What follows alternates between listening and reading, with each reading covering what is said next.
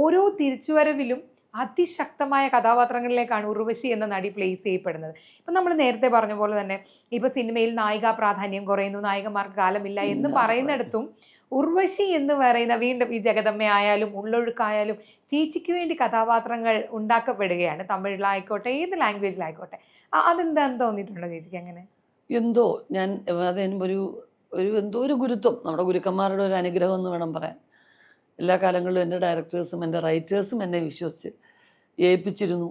അതുകൊണ്ട് തന്നെ വേറെ ആരുടെയും നിഴലിൽ നിന്ന് ഒരു നടിയാണ് അങ്ങനെ ഒരു പേര് എനിക്ക് ഒരു ലാംഗ്വേജിലും ഉണ്ടായിട്ടില്ല.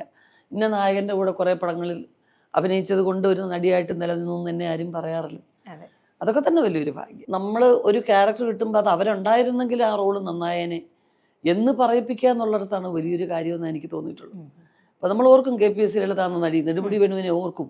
പക്ഷെ അവരുണ്ടായിരുന്നെങ്കിൽ ആ റോള് സൂപ്പറായനെന്ന് ഓർക്കും. ആ പേരല്ലേ വലിയ കാര്യം.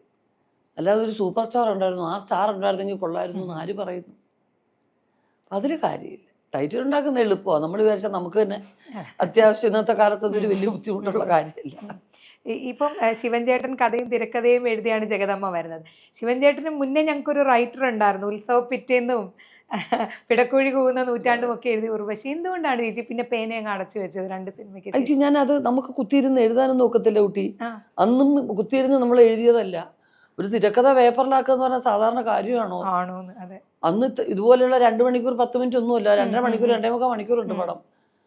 നമ്മുടെ മനസ്സിലുള്ള ആശയങ്ങൾ നമ്മൾ ഡയറക്ടേഴ്സുമായിട്ട് കമ്മ്യൂണിക്കേറ്റ് ചെയ്യും.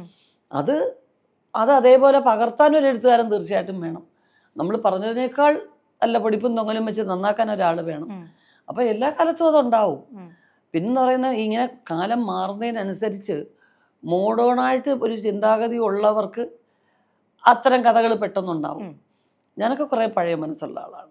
എങ്കിലും ഇപ്പോഴും കഥകളുണ്ടോ ചേച്ചിയുടെ മനസ്സിൽ? ഒരുപാട്. തീർച്ചയായിട്ടും വരുമല്ലോ. എല്ലാ ആർട്ടിസ്റ്റുകളുടെയും മനസ്സിലുണ്ടല്ലോ. എല്ലാ ആർട്ടിസ്റ്റുകളുടെയും മനസ്സിലൊരു കഥയുണ്ടാവും. സിനിമ കാണുന്നവരുടെ മനസ്സിൽ എത്രയോ കഥകൾ ഉണ്ടാവില്ലേ? കഥകളുണ്ടാവുന്ന വലിയ കാര്യമില്ല. പക്ഷെ തിരക്കഥയാക്കുന്നത് പ്രയാസം.